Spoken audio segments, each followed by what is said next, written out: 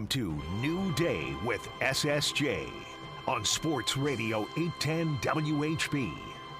What in the wide, wide world of sports is going on here? Spartans! What is your profession? Are you not entertained? Are you not entertained? Is this not why you are here?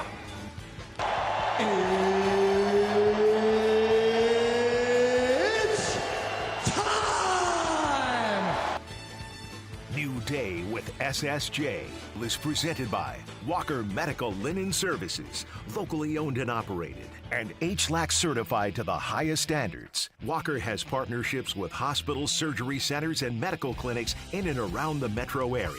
Walker Medical Linen Services in Kansas City and online at walkermls.com.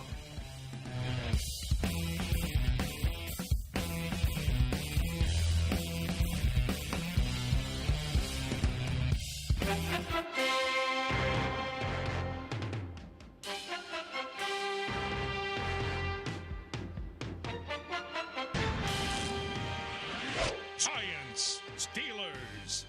Deep back is Calvin Austin at about the 40 for the Steelers. Giants will punt it with Matt Hawk. Left-footed punt by New York. Backpedaling and looking into the lights at the 27-yard line. Austin's got it, runs from the near side of the field to the far. Breaking a tackle 30, far sideline 40, far sideline 50. Flag is down, he's on the 40, got a block 30. Far sideline 20, 10, chase to the 5. Touchdown on a punt return for the Pittsburgh Steelers. 74-yard return to take the lead late in the third over the Giants. 3rd and 8 for Wilson, the Pittsburgh quarterback. Moving from right to left in this fourth quarter. Arms extended, 5-man rush, shotgun snap, arching spiral pass near side, over the shoulder catch, goal line, touchdown. It's Calvin Austin with his second touchdown tonight. Perfect pass by Russell Wilson. 29-yard arching spiral.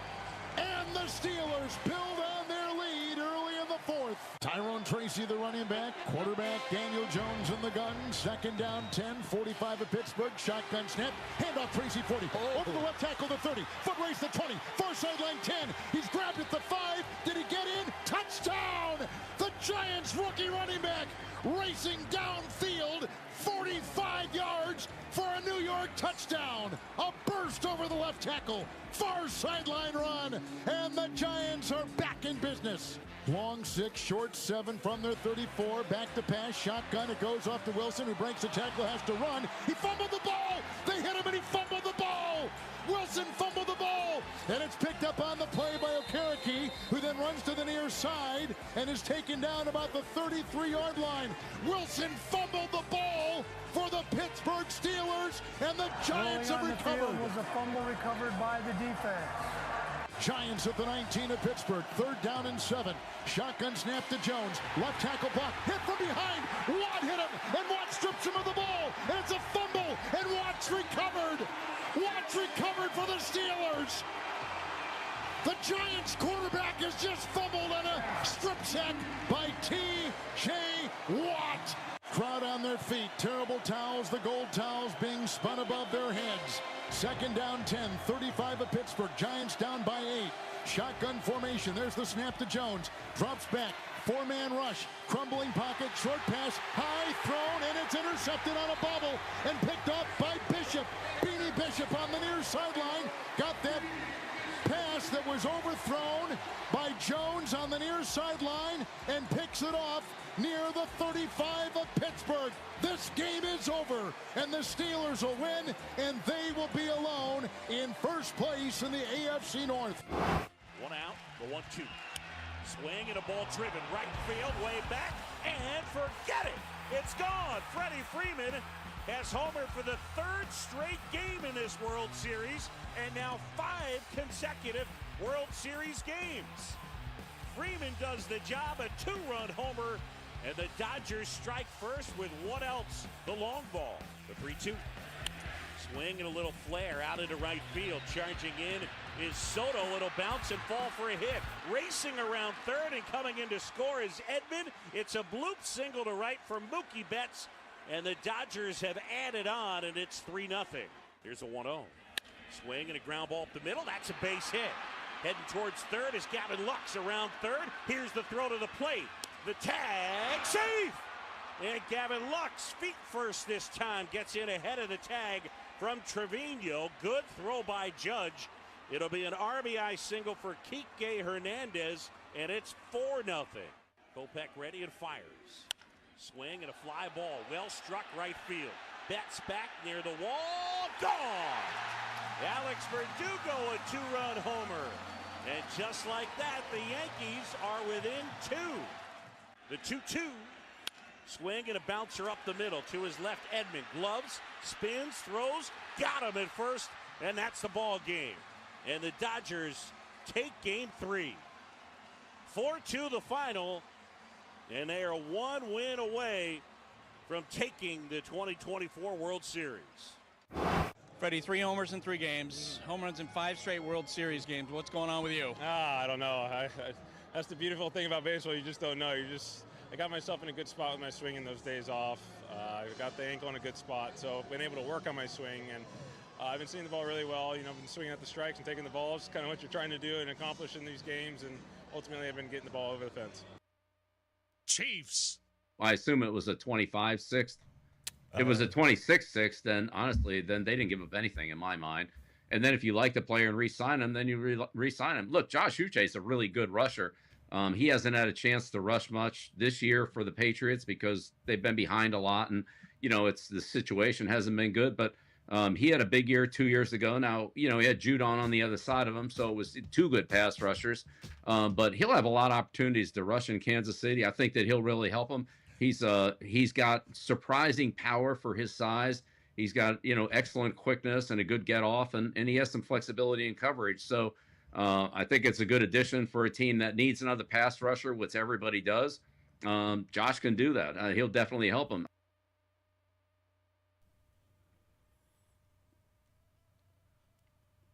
Good morning, Kansas City. This is New Day with SSJ on Sports Radio 810 WHB. It's Tuesday, October 29th, 2024. Stephen St. John. I've got Nate Bukaty here for a couple of hours. We got another guy that's got a really good get-off, a quick get-off, Jake Gutierrez. And we have a full roster of guests today. We'll talk to Kansas head football coach Lance Leipold at 6:30. And then former Chiefs wide receiver Mark Borichter will stop by the studio. Talk to our friend Jeff Kerr in Philadelphia from CBS Sports. Jeff, I like Jeff because he would be described as all wound up. And I'm sure he's all fired up about the Eagles' performance against Cincinnati over the weekend. So we'll talk to him about that and get his thoughts about some other things around the NFL as he covers the NFL for CBSSports.com. Annie Rogers from MLB.com covers the Royals. We can just get her quick thoughts on the World Series, but also, more importantly, her thoughts on Salvador Perez, winning the Roberto Clemente Award as he was introduced as the award winner last night in a press conference before Game 3 of the World Series.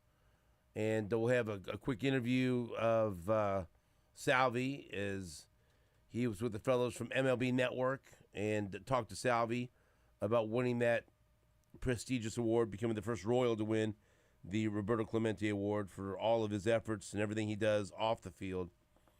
And this is someone that does not really promote all of the things that he does both in this community and back in Venezuela.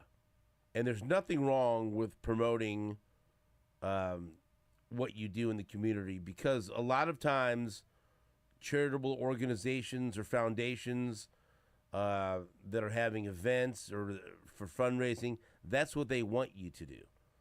People will come to me or people will come to Nate and they're looking for awareness, and they're looking for people to gain knowledge about their organization, about their charity. And so it's important to talk about that and give them a platform so they can get more awareness and hopefully raise more money and get more people to help their certain cause. But there's also something to be said for just doing good work, and that's it, and letting that speak for itself. And that's something that Salvi does. You can read an article that Andy Rogers wrote about him that talks about that and all the different things that he does, where he just does it, and he's not looking for a big spotlight. He just wants to do it because that's the kind of guy he is, and that's one of the reasons why he was named the Roberto Clemente Award winner. And so we'll hear Salvi's appearance on MLB Network, and we'll talk to Andy Rogers as someone that covers him on a daily basis during the baseball season. And then Jeff Chadilla from NFL Network and NFL.com, Jake can't wait, the assortment of things that we'll talk about, if he's still leading this Cincinnati Bengals bandwagon, how unimpressive the Chiefs' win was, whatever the topic will be, we'll find out. Maybe go through the top 5 defenses in the league. Yeah, see if the Chiefs have cracked his top 5 in the league yet. We'll figure it out. Who knows?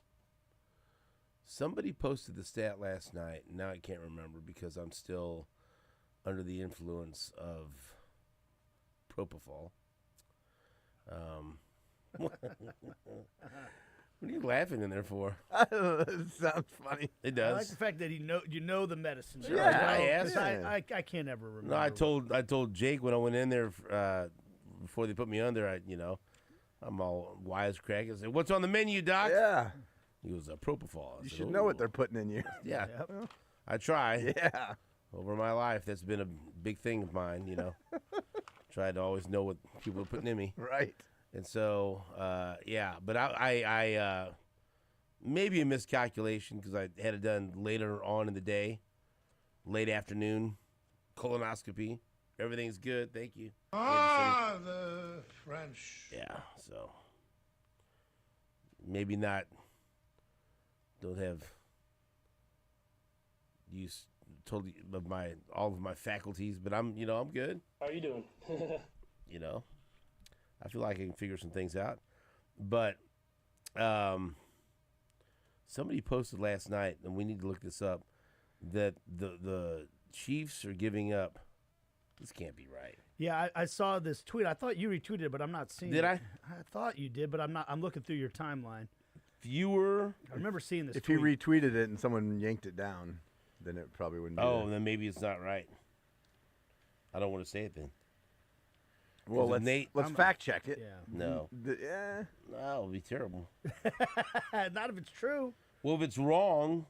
Well, I mean, you're just reporting what you saw on X or Twitter or whatever Which the hell is it's called. always accurate. Well, most of the time it's not. I thought you were about to say, well, hey. Okay, the part about the Ravens' passing yards per game is accurate. Okay, how many passing yards are the Ravens giving up per game? 291. Wow. Yeah, they're one of the worst in the league. How many yards? That's the most. That's the most per game. How many yards? I saw it because how many total yards are the Chiefs giving up per game? That's where I'm looking next here. I'm not as swift on this stuff as Tillman for the Browns. I picked him up in fantasy and then set him on my bench on accident. But because I saw a stat that they were like the worst against giving up yards to wide receivers in the league. The Chiefs are giving up 295 yards per game total, run and pass. So basically what we're talking about here is the Ravens give up as many yards to the air as the Chiefs do, just total yards. Total yards. But also understand the Chiefs, they are a top 5 defense. Were the Ravens one of the defenses that Jeff tried to parade through here is better than the Chiefs? I don't think so. Jets and the Vikings. And he said the Broncos. Okay. Right now, that number, 295 yards allowed per game, is 5th behind the Titans, Texans, Broncos, and Jets. Titans' defense is tough. Their team sucks, but right. They're on the field way too long. And when it comes to points per game, the Chiefs are 4th. Where is their rushing defense? Oh, yeah. Let's see. That's definitely number top 2 5. behind the Ravens. Yeah. That's top 5 defense. Yep, exactly. So, well, I mean, Kittle said it'd be the best defense they win against all year long. So well, he's right. I mean, look, I'll put that defense. I'll put the Chiefs' defense up against anyone, and it just got a little better. Oh. And we were conditioned during an election year to look for the October surprise. What's the October surprise going to be? And this year, the October surprise was the Chiefs trading for a pass rusher. Because all along, we've been waiting for the Chiefs to trade for a wide receiver, and they did it. But they left a little bit of wiggle room, and so we're thinking, okay. And there's been plenty of buzz out at Arrowhead that Brett Veach wasn't done cooking before the November 5th trade deadline. And so is it really November 5th? Yeah. You laugh anymore. Well, you're using this election metaphor, and you like it? Yeah. I think it's sometime around there. It plays. Yeah, and so. And we even had Adam Kaplan said he couldn't talk about something that he that so I have to feel some things out, but the Chiefs aren't done, and I'll come back next week and tell you guys what I found. And so, in our discussions after the DeAndre Hopkins trade, and after reworking Juwan Taylor's contract, they get okay. They have the ability to make another move. What's it going to be? A portion of the fan base and people we've talked to said, hey, go ahead and get another wide receiver. You're still a little low when it comes to the numbers. You're an injury away from being in a difficult situation again. Go get yourself another wide receiver. I desire Deontay Johnson from the Carolina Panthers. I think he'd be a wonderful fit, and they're going to trade him. But who knows if that's if they're going to be able to give Carolina what they want, and if that's going to be a fit as far as the organization's talking trade, right? But that's certainly a guy that would make the Chiefs better. That would excite me. Other people have said, no, you're good at wide receiver now with DeAndre Hopkins. Go get yourself a veteran corner. Jalen Watson is gone, and perhaps adding a corner would be the smartest move. Then you watch the game on Sunday. Josh Williams didn't have a great game, although I do have belief that Josh Williams can be solid. Najee Johnson left the game and was in concussion protocol. And again, I will defer to Steve Spagnuolo and Dave Merritt and the way they've talked about Najee Johnson. Now, sometimes players just can't stay healthy, right? And last year he had the torn ACL after they had raved about him, and after he had a real chance of winning a spot on this team where he got a lot of reps. He was going to be a nice part of that defense last year before he got hurt. Comes back this year, and it's taken him a while. But again, that's no surprise. Not everyone comes back from a torn ACL and missing an entire year and is totally back to being themselves right away. It takes a while. And he had trouble staying on the field in training camp. And so now he gets to the regular season, and Jalen Watson is the guy that elevates himself to being a starter. He plays very well. Watson's out. And so now Najee Johnson gets another chance. He's got to get more reps, leaves the game because of concussion protocol. And so you're looking at what's behind, and what's behind the on the depth chart, and you think, well, maybe corner is the right choice here. I didn't hear anyone talking about pass rusher. Mm-mm. But if you can't add a corner, what's the best way to help your corners? Put pressure on the quarterback. Improve the pass rush. Right? Yeah. And if you feel like Chris Roland Wallace and Josh Williams and Najee Johnson and Keith Taylor can be coached up, if you feel strongly about them, they've all been in the system long enough, and you think, you know what, it was a rough spot there, but get them more reps, we're going to be good. And the price tag isn't right for a corner. There's not a corner out there that you love. Go get you another pass rusher. And that's what the Chiefs did in trading a 2026 sixth-round pick for former Patriots pass rusher Josh Uche, who had 11.5 sacks 2 years ago, who was a healthy scratch this past Sunday because the Patriots knew they were going to trade him. And the Chiefs go out and get him. And I'll take it. I'll take that. We'll play those full comments from Bill Belichick, his former coach, talking about the deal. You like that? But Matt McMullen, who works for the Chiefs, tweeted out a couple of facts that I like very much. New Chiefs edge rusher Josh Uche had 106 pressures and 16.5 sacks over the past 3 seasons. Another pass rusher for Spags. Josh Uche had a pass rush win rate of 17.2% this season for Pro Football Focus.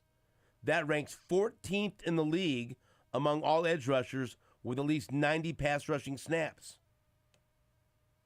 So again, it's not all about sacks. It's about pressure rate. It's about getting pressure on the quarterback. And it's also, he doesn't have to come in here and be the big dog.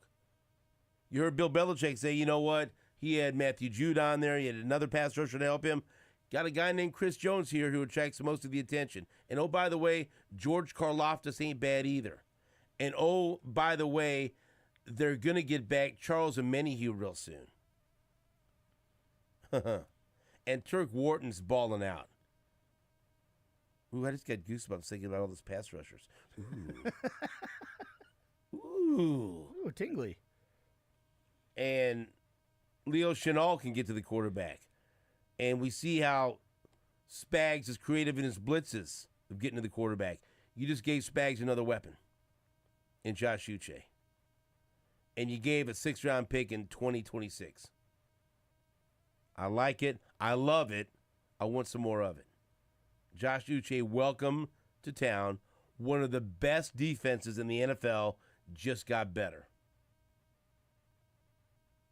You like that? Rest of the NFL, probably not, but too bad.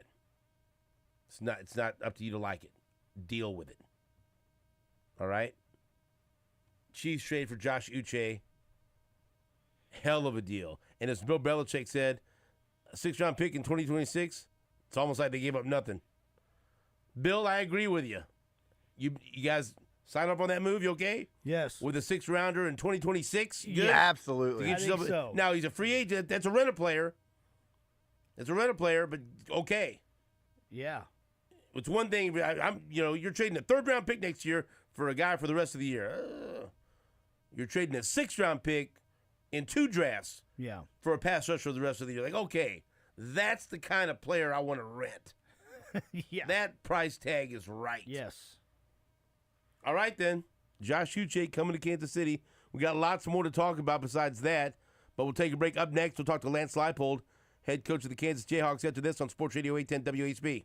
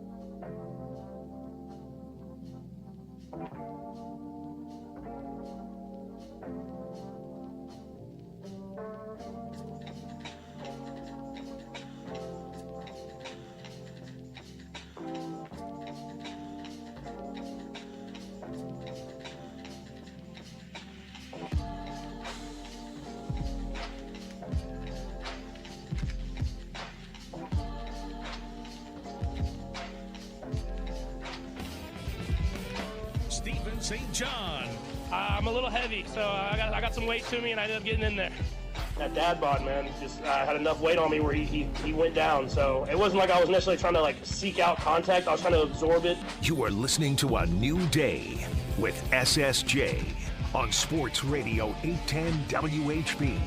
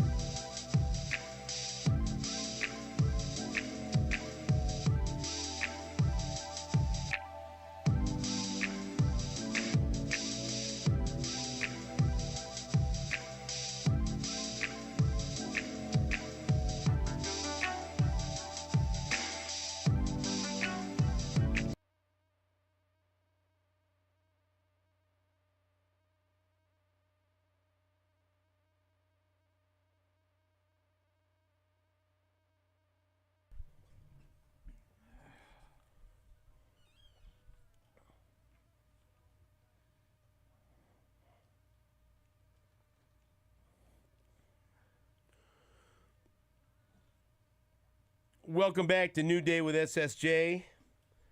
Thank you very much for joining us. We appreciate it. Right now, we'll talk to Kansas head football coach Lance Leipold, who joins us every Tuesday right here on Sports Radio 810 WHB. Coach, good morning. How are you? Good morning, guys. Good to be with you. I'm doing all right. Hey, Coach, let's first of all, we appreciate your time as always, but we'll just get into it. That was a hell of a game that people heard right here on Sports Radio 810 WHB. K-State wins a nail-biter 29-27. And just maybe get your thoughts overall, because like I said, it was a great game. Again, it came right down to the wire. And I think one thing for sure that we can all take away from the game is, you've got a good team that has lost a bunch of close games, but they certainly have not quit fighting. There's no give up in that team, and they took K-State, a really good K-State team in Manhattan, right down to the wire. And so maybe just your overall thoughts after you've had a couple of days to think about the game. Well, again, I'd have to agree with you, Stephen, there that it was a really good college football game. And if you were somebody that was just watching a game and not totally invested into KU football or something of those natures, you would sit there and say that was a really entertaining football game. And unfortunately for us, we came up short again. And as we continue to search for some of those answers, it continues to be disappointing and frustrating. But as you alluded to also, I think, was said many different times to me in different ways from different people, about our team's competitiveness, won't back down, playing to the very end. But unfortunately, like you said, that's a good football team when you force someone to make a 51-yard field goal to beat you, that's, and they made the kick. We had some errors in the game that we had some opportunities that probably could have given us a better chance to win the game and didn't. Our guys feel terrible about it, but we have to carry on, and I know this group will continue to fight. Coach, you mentioned the errors. Mistakes happen in football games, even at the highest level in the NFL, but you're coaching college kids, so there's going to be even more mistakes. K-State had some big mistakes in the game, too, and I'm curious your thoughts as a guy who's coached at the college level for a long time. You have kids make mistakes. How do you handle it? And what are the right ways to coach up young men that are growing and going to make human errors as their life and career goes on? Well, again, it depends on what the circumstance of the error is. We have one in special teams, young man's trying to make a play, wants to be impactful. He's reminded as we go out on the field of making great decisions and going through some of the things that you cover to be aware of, and unfortunately that doesn't happen, and then they're chomping at the bit to try to make up for it as well. You feel bad. It depends on what some of those things are that happen during mistakes. It's, there can be, coaching decisions that don't go well either. So you can't blame it all just on kids. You want to keep on, are they absorbing the teaching and the techniques that are being used? Or are they going through the right progressions of things that need to be done? And then you evaluate from there. Is that person the one to be out there? Is that the best opportunity you have to be successful in doing those things? As I told our team yesterday when we met for the first time, there could be certain plays that everybody can point to that sometimes appear very glaring into maybe an opportunity that might have changed the game a certain way. But what other opportunity, whether it be a missed tackle on a first or second down that could have led to maybe a punt or a missed block on first down on a series we had to punt or something like that no one really notices or makes it a big deal. But we don't know which ones of those could have been impactful to also an outcome of a game. Lance Leipold's our guest, and that atmosphere, I know you play in front of a bunch of great atmospheres, but that has to be different, right? And look, there were mistakes on both sides.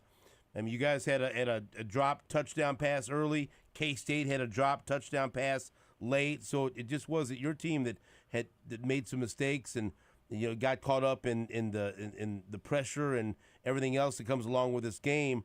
But when you look at this rivalry overall, and I know that you're not into moral victories or anything like that, but when you're talking about the progress of your program, can you take these last two games where you've had real chances to win and they've been competitive right down to the wire and show like, okay, look, the gap's closing. We're competitive against K-State now. We have chances to win. For a long time, 59-7, 56-16, 51-13. This ain't that. I mean, this has turned into a real game, a real rivalry where your team has a chance to win. At some point, they're going to do it. But can you take that, these last 2 years, as a sign of progress? Well, I guess you can, Stephen. I think there's some things there that shows that. Honestly, I can tell you that I never went back and looked at the score differentials of games before I arrived here in Lawrence, so that wasn't it wasn't anything to sit there and say how can we make games close around here. But at the same time, I like you're saying, there's opportunities for us that we feel that we could have won these last few games, and to show that we've become a better program, I think is still evident today, even though the record doesn't show itself in the progress this season. But I do think there's I said it last week when we talked about the game. I have a lot of respect for Chris Kleiman and his staff and what he's done in his time there and taking over for Bill Snyder. And one of the reasons is we know a lot of guys on their staff. A lot of their guys came up through college football, many of the ways that many of us have on our staff, and we've known each other for a long time. And there's a lot of things that go about that is very respectful. And so post-game conversations with some of those, those type of compliments have come out. One of their coaches thought that we're the best team that they had played this year, and that was something I shared with our team because we have some big challenges coming down the road. But I still say that if we can play to the way we did Saturday and the week before, that we're going to have a chance to win a lot of football games yet down the stretch. And like you said, you've got games against Iowa State and BYU and Colorado. And, this is you're going to help decide who's going to be in this championship game. But the other close losses, your team has shown a tremendous ability to bounce back, be resilient, and still keep fighting, the next game. Is this any different because it was K-State? And I know that, I bet there were some kids that were heartbroken because of the nature of this game and how close it was. Is it any more difficult to bounce back from a game like this? You do have the benefit of another bye week, so I'm sure that might help. But is it tougher to bounce back from a game like this? Your team's already shown the ability to do that in other games. Well, I think it's probably a to-be-determined question, to be honest, to see what the results are. And that's about as honest as I can be right now with it. But it's also, I think we talked about it last week also, about not putting all your eggs in one basket about one game in a rivalry game, because I think I said win or lose, you've got to line up and play again in the upcoming week. So I think if we stay true to what it was in our approach and process here, again, it was we came out on the short end, but there's going to be another game and another very good opponent coming to Arrowhead here in a couple weeks that probably be ranked in the top 10 if they win. If they win again on Saturday. So the challenges will keep coming. Again, as you talk about having, Nate asked about having college young men and things in there, but as we progress and everyone these young men are growing and they're getting ready for other things in life and their careers, and hopefully many of them have aspirations to play at the next level. One of the things that you have to do is when you are a professional, you have to get up every day, go to work and do your best, and it's your responsibility and obligation to your family, your spouse, your children, all the other things that come with real life things, that you owe it to yourself to be the best version of yourself each and every day. And those are some of the things that we challenge our guys with right now. So Stephen referenced that you've got another bye week. It's kind of interesting because it's 2 bye weeks in a relatively short period of time. Does that change the way you handle this week at all, or what is on the agenda this week since you have an extra week before you get ready for Iowa State? Yeah, that's one of the odd ones is the way the schedule laid out this year, and that's one of the things when we got the schedule that they kind of said it's just that's what you get this year. Obviously, is 2 within a 3-week period or 4-week period is not really what you if you have 2 open weeks and you play 12 games, you'd like them every 4 weeks would make a lot of sense to me, but obviously it didn't work that way. We're going to modify a little bit of practice. We're at this point in the season where the body's not where it was obviously 6 to 8 weeks ago. So we'll cut back a little bit on some things. We put the game to rest yesterday with film and weight training. We'll have meetings coming up here in about 45 minutes, and we'll practice today. We'll evaluate what we'll do for tomorrow. We'll practice again on Thursday. We'll have a weight training session on Friday. They're off on Saturday, and then we'll be back on the field Sunday night getting in preparation for the Iowa State game. Coach, let me ask you about one of the bright spots. I thought that Trevor Wilson had a really good game for you. Yeah, I appreciate you bringing that up. I think Trevor probably back-to-back weeks has come up with some really nice catches. Saturday was probably his best receiving day as a Jayhawk, and he continues to gain confidence. He's been very solid for us as a returner, and it's great to see a guy who's a senior that's a talented player, one of the faster players on the team. But we have some established receivers that have been very productive for us. Trevor stayed positive and hardworking and has waited for opportunities, and he's somebody that'll continue to get opportunities here as we move forward. So, Coach, I guess we'll have some more time to talk about Iowa State when we talk to you next week. But you mentioned that they're going to be a ranked team, and I'm curious. Just that's a program that they've been through their ups and downs here of late as well. What impresses you the most about Iowa State overall? Well, Matt Campbell's an outstanding head coach, and you can see they had a down year a couple of years ago and bounced back nicely. Matt's always being mentioned as a guy who's one of the top coaches in the country, the way he's built that program. I think upon our arrival here, it was something that when you look at whether it be, Chris and his staff and the job that Kansas State has done over the years in Iowa State, the job that Matt and his staff have done, those are probably the reasons when everybody looks at KU and say, why can't we be like those type of programs? And it's true. So he's built his program back up. They're very solid. They're fundamentally extremely well coached. I think they're the least penalized team in the country right now. They have a physical running game, 2 outstanding receivers. Rocco Beck is a really a scrappy quarterback who does an excellent job running their scheme. He's excellent in the play action, puts them in the right position. Defensively, they're another team that utilizes a 3-3-5 defense that can cause a lot of disruption. It's a unique look that you don't always see. So blocking the extra safety and where they kind of place the extra defenders is always can be challenging, and it'll be a big test for us. All right, Coach, a final question for you. Just wanted to ask you just about Jalen Daniels. Obviously ball in his hands late in the game, and then K-State makes a play and he has the fumble. But, this is a kid that's what makes him different, right? And what makes him so dangerous is he can make plays that other quarterbacks can't make with the ball in his hands and using his legs and not just his arm. And my guess is he'll have a couple of more opportunities this season late in the game with the ball in his hands to win a game or put a game away. How do you keep him right and not have him get too down on himself, trying to make a play and that happens, but overall he's still, one of the big reasons why you were in that situation to win that game was because of his play. Yeah, it's been disappointing, and Jalen would be one of the first to admit, ball security is something he has to continue to work on. If you remember early in the game, there was like a 3rd and 7 or so, and he's scrambling and doesn't even look like it.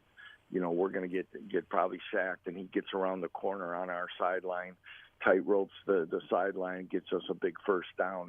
It's those type of scrambling, aggressive plays that he makes for us that sometimes doesn't fully go noticed and appreciated as much. And then here he is trying to scramble, make a big play.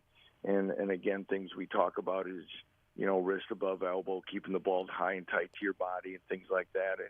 as many times as when you're falling to the ground is when opportunities for the ball to come away from your body and somebody puts a helmet on it or gets a chance to punch it out, and that's a situation where we can't do that. And I know he feels terrible about it, but again, there's so many plays he makes for us that gives us those opportunities to be in the game at that particular time. Coach, as always, thanks for the time. We appreciate it. We'll talk to you next week and talk about a big showdown with Iowa State. Sounds great, guys. Have a great week. Appreciate the opportunity. Rock Chalk. That's Coach Lance Leipold, who joins us every Tuesday right here on Sports Radio 810 WHB.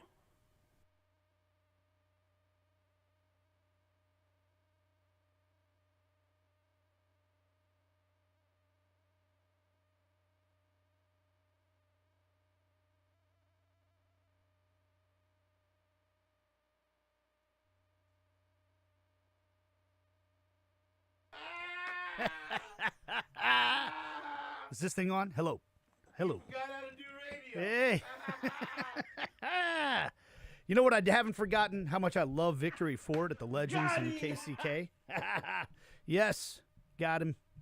The Victory Ford experience is unlike any other, and that's why I've got my last two cars of Victory Ford at the Legends in KCK, my hometown.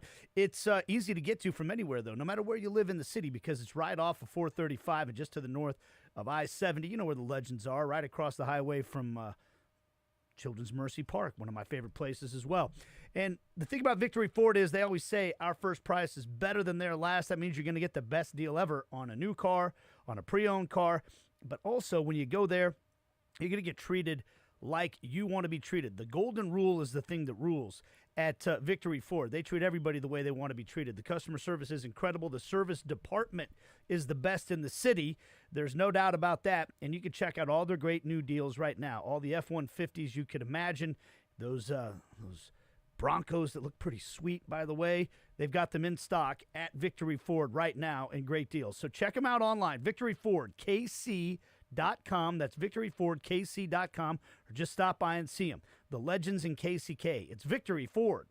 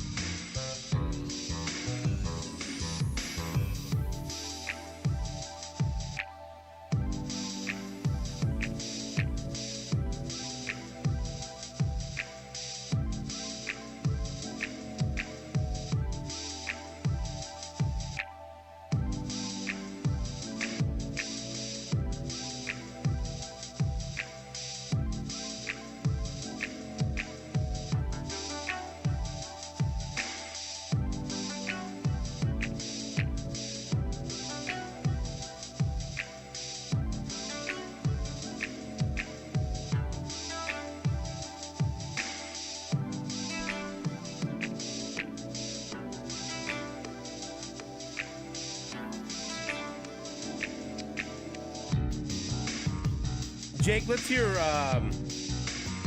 Salvador Perez with the fellows from MLB Network on MLB Tonight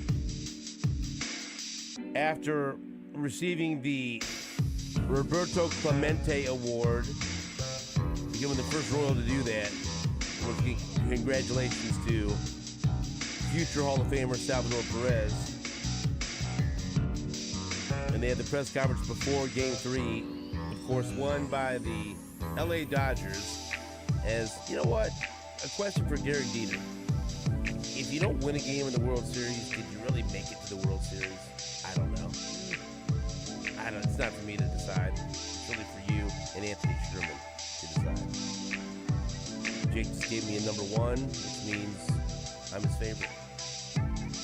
Maybe we won't hear from Salvi. Hell, I don't know. But I'm glad the Dodgers won again, this time in Yankee Stadium. And by the way, I declared this series over after watching Ice Cube's performance before a game in LA. And then most people said, well, the only way New York can answer that is to have Jay-Z perform. And then when Fat Joe walked out and gave that performance, I declared the series over. That was not the answer that they needed. As basically Ice Cube delivered a diss track to the Yankees, and the Yankees were there dancing and, you know, oh, wait a minute. He's talking about us. He's talking bad about us, but it's still good. I like it. I mean, it's Ice Cube. Yeah, but you had a chance to answer. Yeah. You had a chance to answer right here in New York, right? Yeah. Far down the list of answers. Fat Joe not on the same. Is he? I'll ask, is he?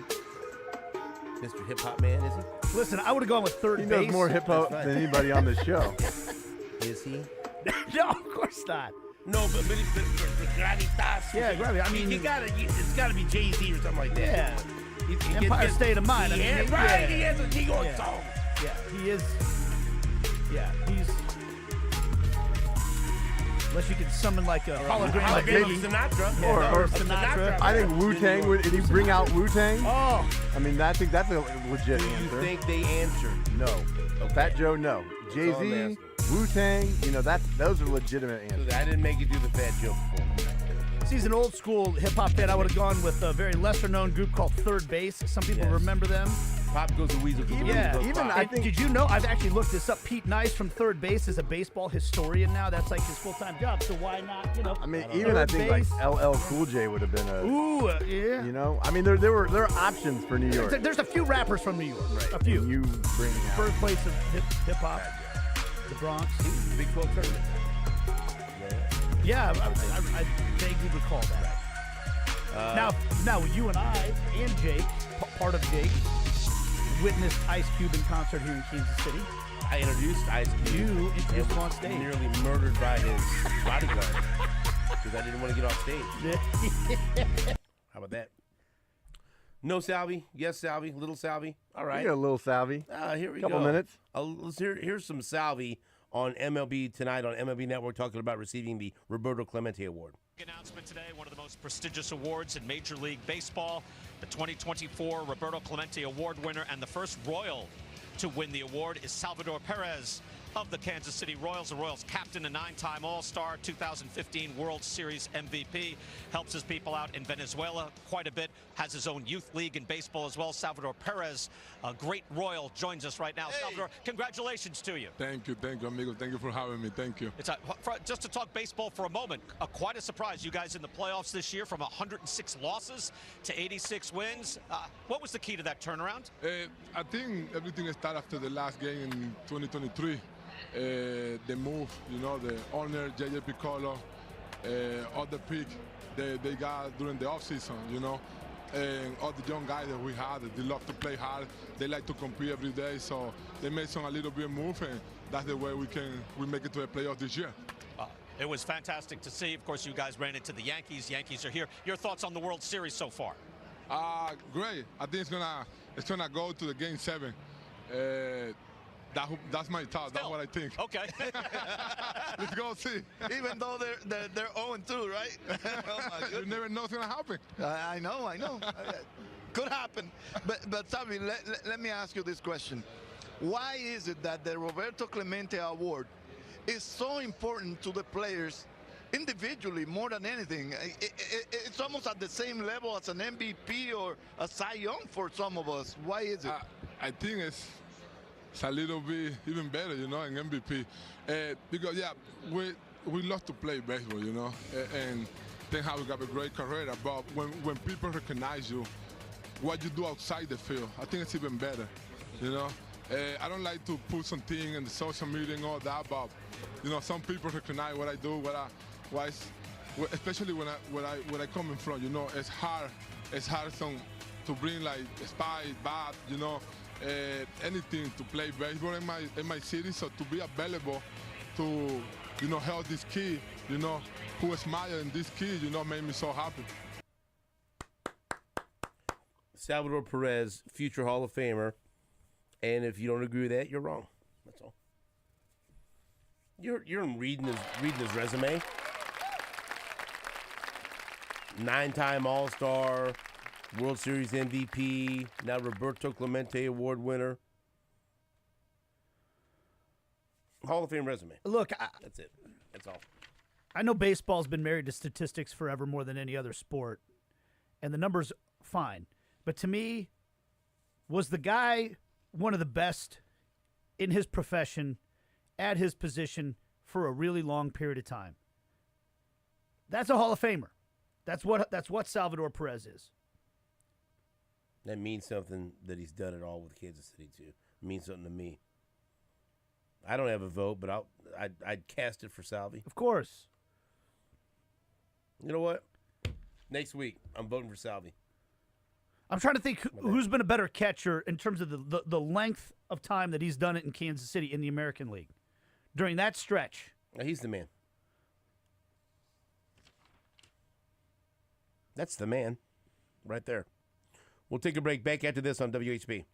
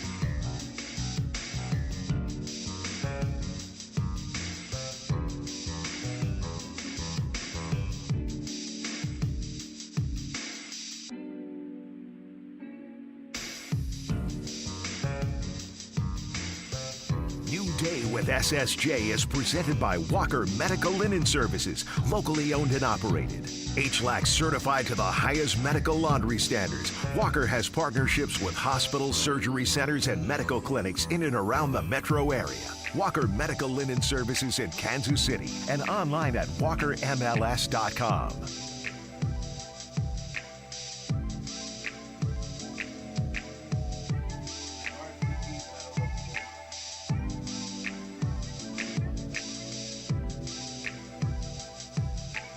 Welcome back to New Day with SSJ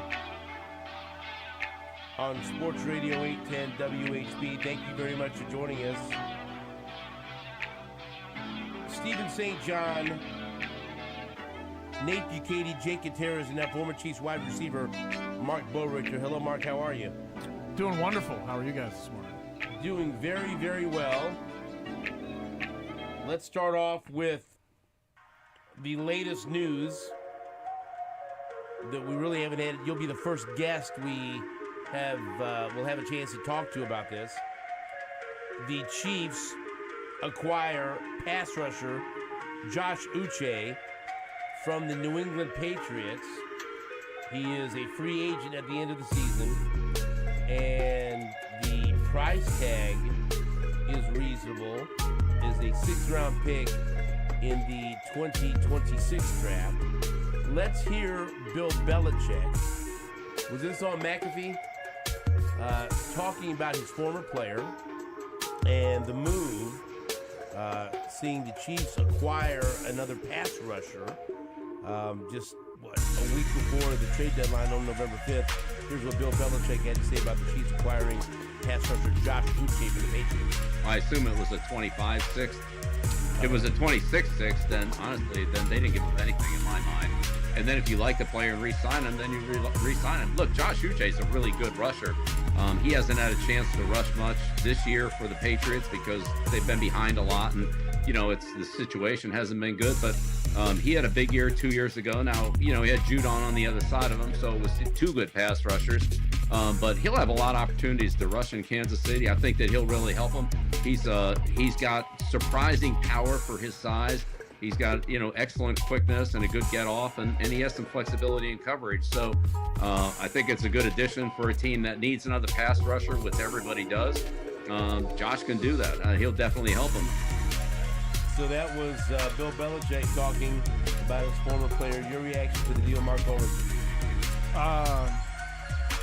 Similar reaction to Bill Belichick, I guess, in the fact that it's really not costing you anything. 2026 6th-round pick. Gives you added depth for a guy who hasn't been real consistent over his career. But 2 years ago he had 12 sacks, 11 sacks or something? 11 and a half. Yeah, 11 and a half 2 years ago. Was a 2nd-round pick, so there's talent there, or at least perceived talent there on that side of things. And the Patriots are obviously in a spot where they're in a complete rebuild, right, on things. And so they jettisoned Juju Smith-Schuster.